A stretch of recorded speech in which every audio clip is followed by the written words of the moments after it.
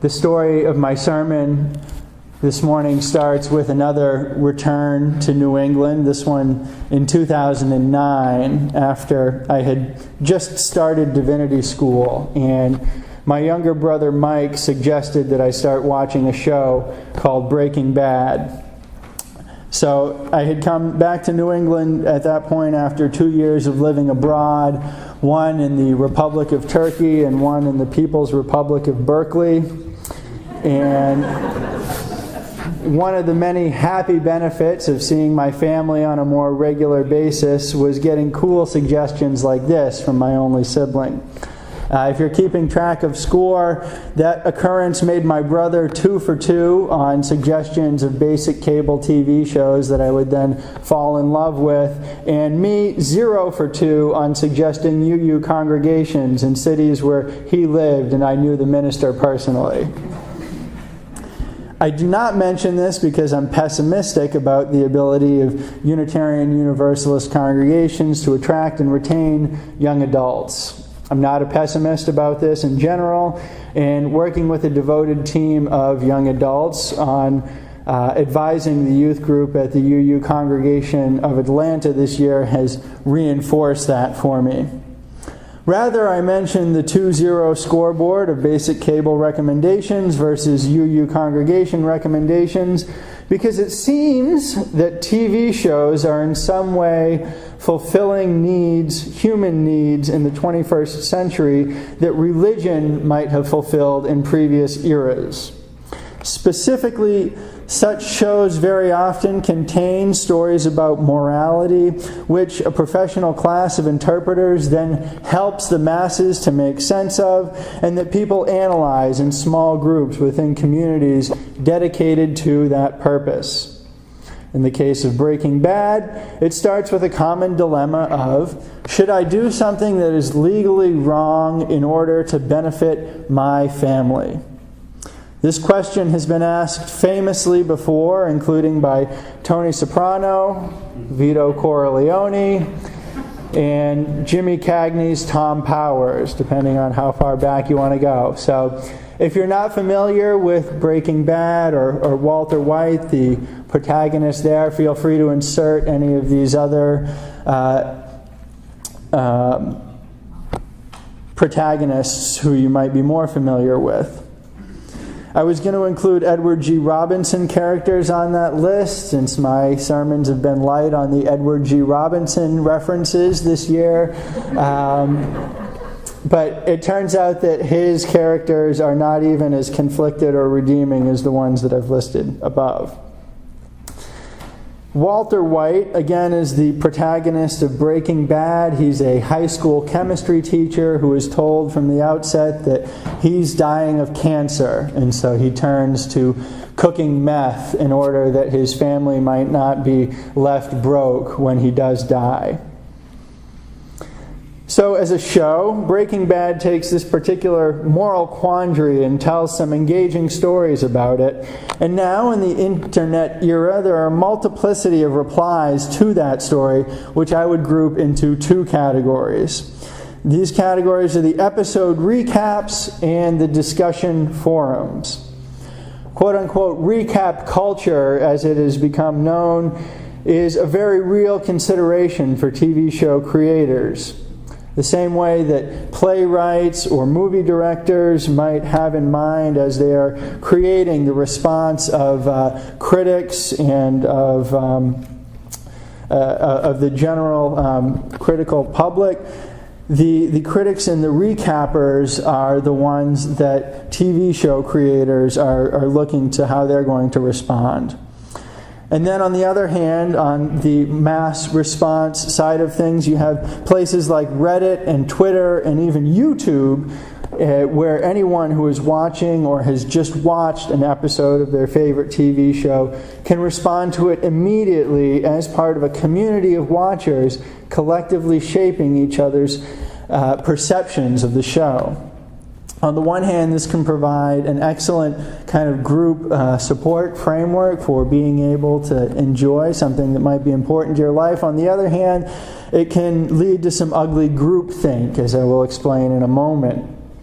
But I mention YouTube as part of this list of sites because there's now a phenomenon of people taking videos of their friends watching and responding to the climactic moments of episodes of their favorite shows, particularly for the HBO drama Game of Thrones. So fans can now share their in-the-moment affective experience of an episode with each other virtually. Think about what this means for a moment. If you're part of a community of devoted watchers of a given TV show, you can now spend an evening, and usually Sunday evening, by the way, watching a show, simultaneously dissect it with your friends and hand-chosen cultural interpreters on Reddit and Twitter, rehash it afterwards, and then spend the next day reading and responding to professional writers and reviewers who are putting it in the broader context of that show and of other cultural references at the same time. You can then go on YouTube and have your experiences of it validated by seeing how other people have reacted in the same ways at the same times. Does this sound familiar at all?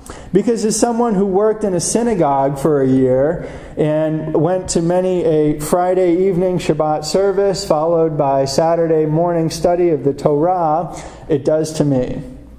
If the Talmud featured Nachmanides and Solomon ben Adret interpreting the Torah, NewYorker.com and Grantland.com will now give you Emily Nussbaum and Andy Greenwald, both of whom I have read regarding Breaking Bad on a regular basis and whose work has helped me to formulate this sermon. Now, my jealousies about TV critics having taken over the role of interpreting right and wrong that in previous eras may have belonged to ministers aside, this is not intended to be my version of recapping anything. I originally thought that I was so clever in coming up with an interesting sermon title that was also a yes or no question. Is Walter White going to heaven? Yes. We're universalists, people. And Diane had even agreed to give the offering, so I wasn't going to have to get up and ask for money after I had pulled that little stunt. For better or for worse, I decided to go the long route. Breaking Bad touches on many important moral and ethical issues.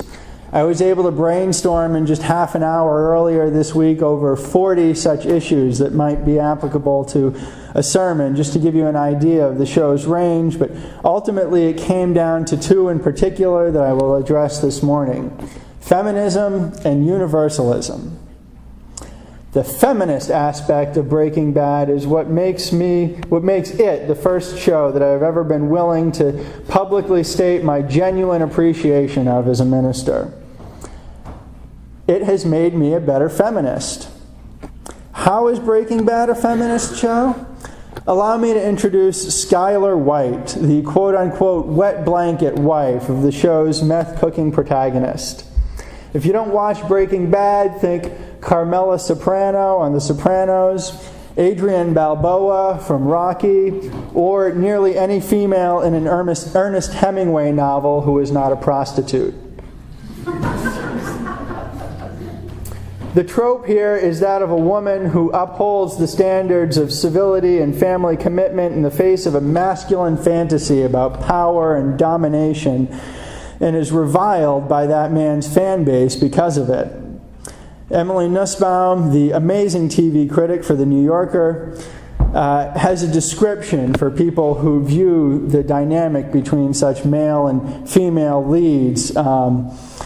She talks about them very bluntly as bad fans. And I saw a lot of my own reaction to not just Skylar White, but Adrienne Balboa growing up, seeing the Rocky movies multiple times as a kid, talking about them with friends in high school and college, complaining about how the Adrian scenes were all just holding Rocky back and keeping us from the exciting fight scenes and the training montages and everything. And similarly, in the early stages of watching Breaking Bad, I had those kinds of conversations about Skylar and how I just wanted to see this guy cook meth and sell it and get in fights with other drug lords, and she was just holding him back from all of this. But in taking kind of a deeper dive at the implications of my own urges in that direction and the conversations that I was having, about disliking Adrian or Skylar or whoever it was, I was not proud of kind of what those implications were. So here's how Emily Nussbaum describes what she believes the bad fans are ignoring in their experience of these shows or movies. I'll quote from her most recent blog posting. Quote, "Any fan who had started a Facebook page called I Hate Skylar White is the bad fan who didn't see it as abusive when Walt lied to Skylar nonstop, or when he sexually assaulted her, or when he overrode her restraining order and forced himself back into her home, or when he turned their son against her. These fans didn't see it as abusive when Skylar tried and failed to negotiate with Walt to keep their kids safe. They certainly didn't see it as abusive when Walt continued to lie long after Skylar had finally agreed to become his partner in crime." A quick Facebook search confirms that there are several groups called I Hate Skylar White, including one with more than 11,000 members. And like I said, other movies and TV shows with immense fan followings have had similar male-female dynamics cheered on by their backers. For example, again, Rocky, the highest-grossing film of 1976 and winner of 3 Academy Awards, including Best Picture that year. I watched it again a couple of years ago, and it was very, very uncomfortable to see the scene of Rocky and Adrian's first date, which I didn't remember including, but does include him physically forcing her to kiss him despite her repeated direct verbal protestations that she does not want to do so. Many of America's most popular fictional relationships are, unfortunately, rife with inequality and abuse. But what made me genuinely proud of Breaking Bad was that it performed an ethical jujitsu on these bad fans. Again, myself included. It held a mirror up to their criticism of Skylar's character. In a recent episode, for plot reasons that are complicated and ambiguous, Walt, the meth-cooking drug lord, called his wife and furiously berated her over the phone. He vented mean and horrible things to her about how she had never supported him, about how she had whined to him. He called her a bitch. His rant may very well have been taken verbatim from a discussion thread in one of the I Hate Skylar White Facebook groups. It was such a vivid and horrifyingly accurate voicing of the complaints that fans have had of Skylar's character these last few years. This moment made me rethink how I had viewed Skylar as a character. I used to roll my eyes and groan every time she came on the screen, and I hope that next time I rewatch this series, I will respond differently. Anna Gunn is the actor who plays Skylar White on TV, and she herself has experienced some of the vitriol toward her character spilling over into hatred toward her herself as an actor and as a person. She wrote a New York Times editorial last month and wrote about how she's taken measures to ensure her safety because of threats of violence directed at her personally while she's been portraying Skylar. In her editorial, Gunn summarizes her feelings that I finally realized most people's hatred of Skylar had little to do with me and a lot to do with their own perception of women and wives. Because Schuyler didn't conform to a comfortable ideal of the archetypal female, she had become a kind of Rorschach test for society, a measure of our attitudes towards gender. I can't say that I've enjoyed being the center of the storm of Schuyler hate, but in the end, I'm glad that this discussion has happened, that it has taken place in public, and that it has illuminated some of the dark and murky corners that we often ignore or pretend aren't still there in our everyday lives. To that I say, amen. Thank you, Ms. Gunn, for helping me to go to some of my own dark and murky corners, and may your words and your performance help us to take steps towards a more just and equitable society.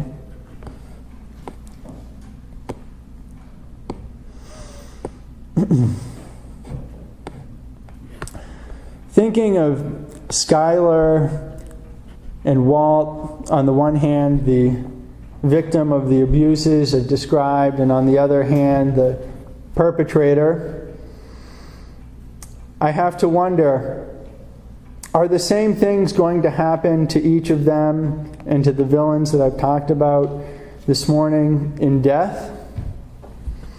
This show, after all, started out as a meditation on Walt's dying, on his having cancer and responding to that reality. And I believe that Walt, that the villains that I've talked about, that Schuyler, all are going to the same place when they die, insofar that there is a going involved. And I believe that for each of them, death will represent a better place.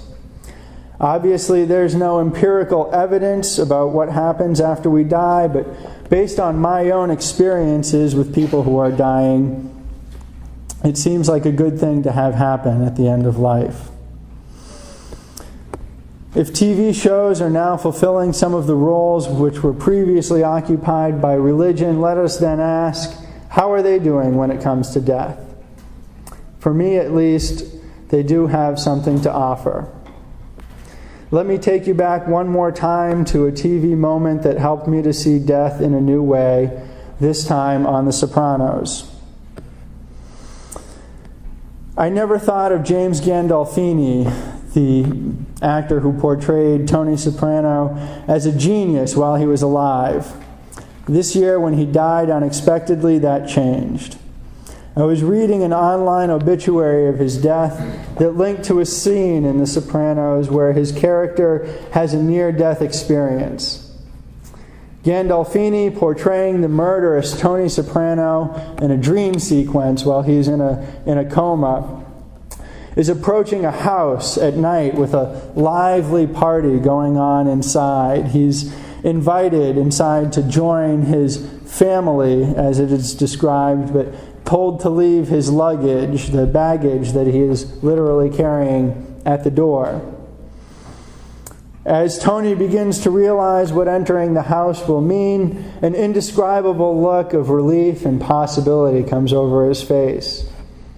Really? He seems to be saying. I can come inside now? In the time between when that first aired and when I watched it this year, I had lost 3 grandparents. My partner had lost her father, and I had witnessed the deaths of several patients in hospitals as an emergency medical technician and as a chaplain. My experience of death was infinitely more than it had been. And I don't know still if dying actually gives a sensation of, really? I can come inside now?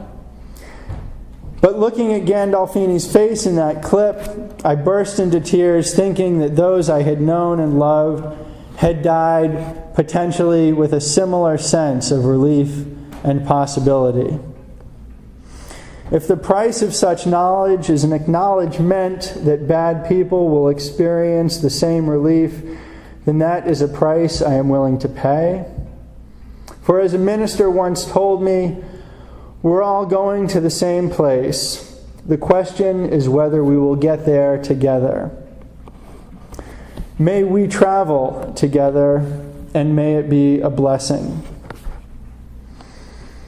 Peace, salam, shalom, and please rise and join me in hymn number 187. It sounds along the ages.